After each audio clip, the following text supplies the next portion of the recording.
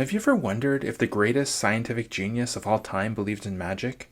Isaac Newton, the man who gave us calculus, the laws of motion, gravity, spent decades chasing something most people would call a fantasy, the Philosopher's Stone, and yes, that's like the one from Harry Potter. When I picked up Isaac the Alchemist by Mary Losure, I realized Newton wasn't just the father of modern science, he was also, in many ways, the last of the magicians. This book didn't come to me in a university lecture or a dusty history shelf. I found it in the kids section of my local library. My daughter was flipping through books about mermaids and unicorns, and I spotted this slim little volume in the same section.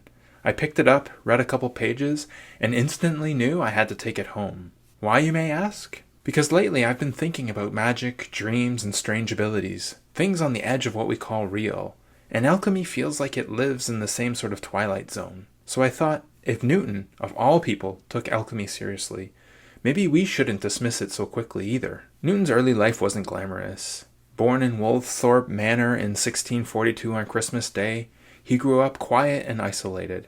His father had died before he was born, and when his mother remarried, so Isaac was left with his grandmother. Imagine being a boy who spent more time with books and thoughts than people. That was Newton. At 12 he was sent to a school in Grantham, and there he boarded in the home of an apothecary, which were a sort of pharmacist from the past. And that experience changed everything. Because an apothecary wasn't just selling herbs, his shelves were full of powder, strange jars, bubbling liquids, glass instruments. For most kids this would be off limits, but for Newton it was a secret laboratory. He discovered a book called The Mysteries and Nature of Art, a guide full of recipes and hidden tricks. He copied it out by hand, filling notebooks with experiments in color, chemistry, and mechanics. At first he wasn't much of a student, but when he finally tried, he rose fast, overtaking his classmates.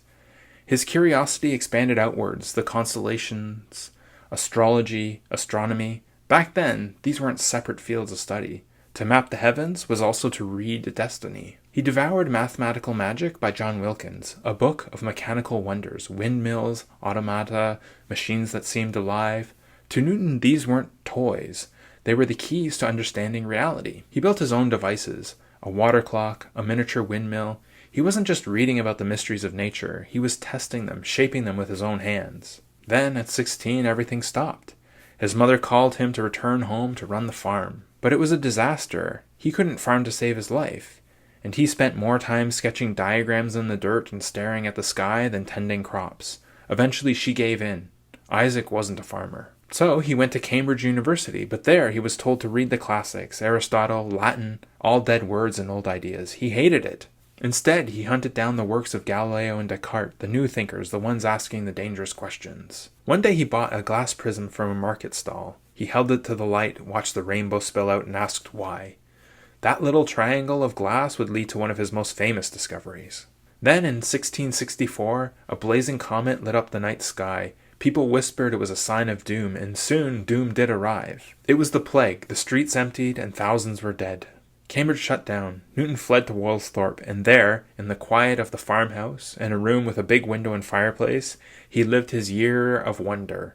He cracked mysteries of optics, he sketched the early math of calculus, he began formulating the laws of motion. But then, the plague ended, and he returned to Cambridge. Newton's curiosity took a strange turn. He bought a book on alchemy, which is a sort of medieval science that seeks to turn metals into gold, cure all diseases, and allow people to live forever. Jumping into this practice, he set up a workshop, kept the fire burning day and night. He cooked metals, distilled vapors, studied cryptic symbols, and chased the Philosopher's Stone, which is supposed to be able to turn almost anything into gold. But this wasn't a weekend hobby. For years he lived like this. His notebooks overflowed with coded diagrams, alchemaic recipes, and strange observations. And yet, alongside all of this, his scientific work began to circulate. Eventually, Edmund Halley, yes, the Halley of Halley's Comet, convinced him to publish. The result was Principia Mathematica, one of the most important works in human history. But here's what most people don't know. Newton left behind more writing on alchemy than on physics and mathematics combined. So who was he really? The rational scientist or the hidden magician? This book left me with questions, big ones. Why was Newton so obsessed with alchemy? Was it an intellectual dead end, a superstition, or did he glimpse something we've since forgotten?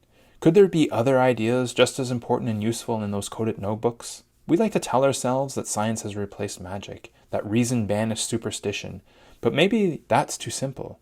Maybe some of what we call science today is just the magic that happened to work. And at the same time, maybe we are overlooking magic because we can't yet explain it in rational terms. Astrology, for instance, dismissed as nonsense now, but is it really so outlandish to think that the vast cosmos beyond us might exert influence we still don't fully understand? For thousands of years, humans read meaning in the stars. Were they wrong? Or were they reading a language we've since lost? It all makes me think of that meme, the bell curve one, the fool on one end, the genius on the other, both believing the same crazy idea, with the average person in the middle laughing at them. Maybe Newton was on the far edge. Maybe he was willing to chase what seemed absurd. Perhaps he sensed the world was stranger than we imagined. And here's a thought experiment. What if Newton's alchemy had worked? What if he found the Philosopher's Stone or unlocked hidden laws of magic? Would we be living in a fantasy novel instead of a dystopian sci-fi novel? When I published my own book, which you can find a link to in the description, Amazon made me pick a category. I got it down to science fiction, which was further divided into science fiction and fantasy, and that split felt like Newton's world in miniature. Our history tipped one way towards science, but it could have tipped the other way as well. So, did Isaac Newton believe in magic? Yes, absolutely he believed in it. He practiced it, and he devoted more time to it than what we now call science. The question isn't whether he believed. The question is, what do we do with that knowledge? Was it all a dead end, or was it a hidden path we've abandoned too soon? I'd love to hear your thoughts. If Newton's alchemy had succeeded, what kind of world would we be living in now? A fantasy novel, or just a different kind of science? Let me know in the comments, and thanks for watching.